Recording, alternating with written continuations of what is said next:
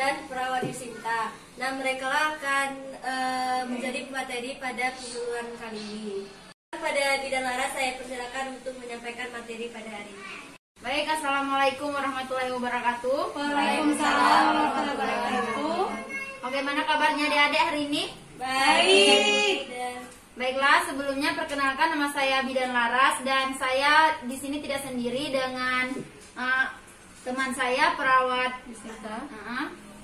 Baik, terima kasih untuk moderator telah memberikan kesempatan yang paling baik untuk hari ini bisa bertemu dengan adik-adik yang cantik sekali.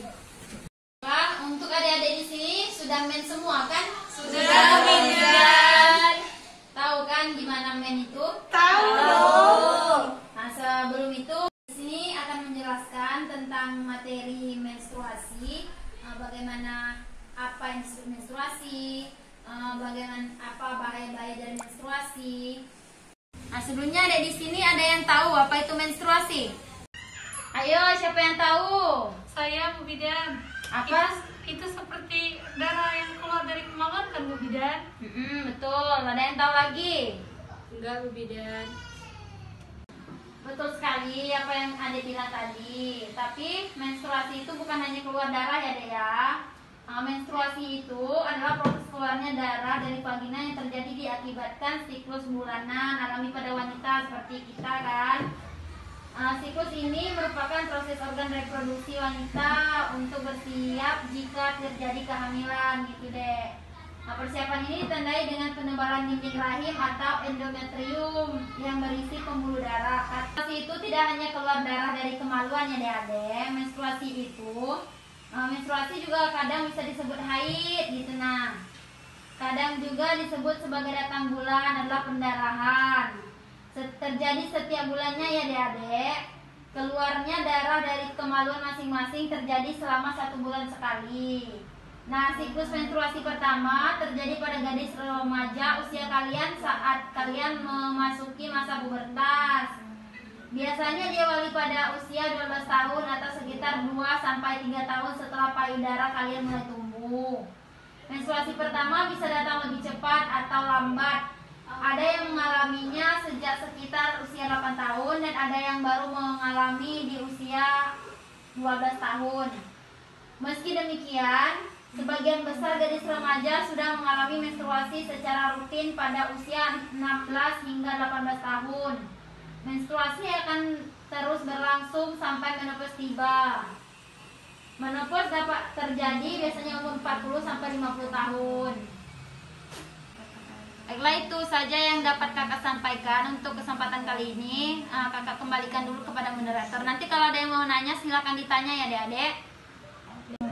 Baiklah, itulah penjelasan dari pemateri yang pertama tentang menstruasi.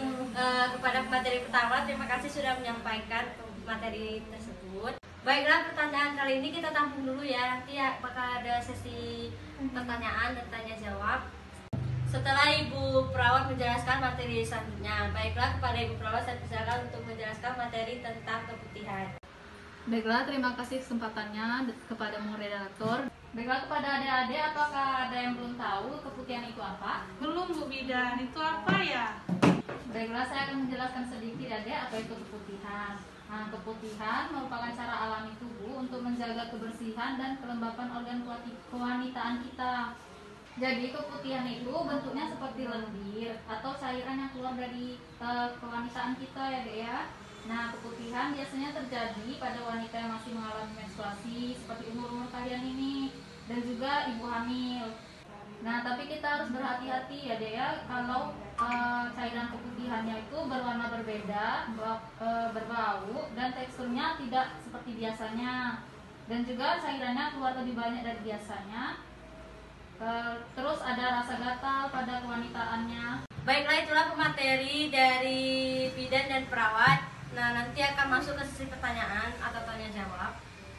Baiklah, pada adik-adik apakah ada yang ingin bertanya? Saya Bu. Baiklah, siapa namanya dek? Nani. Pada Noni dipersilakan. Setiap saya men sakit Bu Bidan dan kata ibu saya itu bisa menyebabkan mandul. Itu gimana? Itu gimana Bu Bidan? Iya deh, itu sangat berpengaruh deh, apalagi kan sering sakit. Katanya memang begitu, Dek. Memang kita akan mandul, Dek. Baiklah, itulah jawaban dari Bidan Laras atas pertanyaan yang tadi. Apakah ada pertanyaan lagi? Tidak, Bu Bidan. Baiklah, itulah penyuluhan pada hari ini materi tentang keputihan dan menstruasi. Kalau tidak ada pertanyaan lagi, kita akan tutup. Nah, kita tutup acara ini dengan mengucapkan alhamdulillahirobbilalamin. Alhamdulillahirobbilalamin. Baiklah, wassalamualaikum warahmatullahi wabarakatuh. Iya, lu bisa bikin mandul rasa tidak lah. Itulah, masa kita mandul gak Iya, sakit. Ibu bidan Salah yang bilang tuh.